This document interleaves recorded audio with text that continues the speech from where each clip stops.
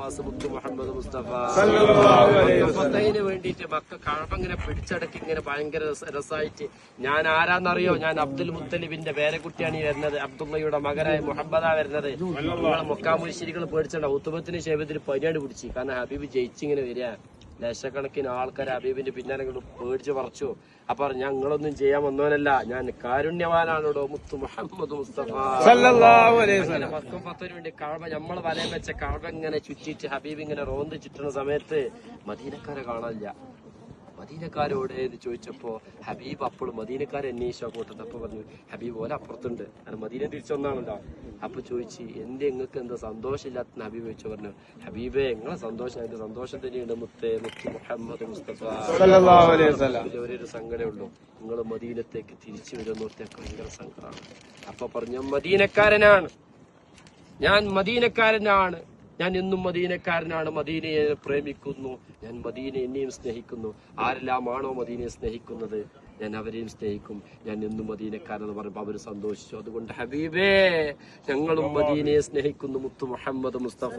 Medina Medina Medina Medina Medina Medina Medina Medina Medina Medina Medina Medina എന്റെ പ്രാണനാണ് Medina, എന്റെ പ്രേമമാണ് Medina, എന്റെ പ്രാണനാണ് മദീന, എന്റെ പ്രേമമാണ് മദീന, എന്റെ പ്രതീക്ഷയും Medina, Medina Medina Medina Medina Medina Medina Medina Medina Medina Medina Medina Medina അണയാൻ കൊതിക്കും മണ്ണ്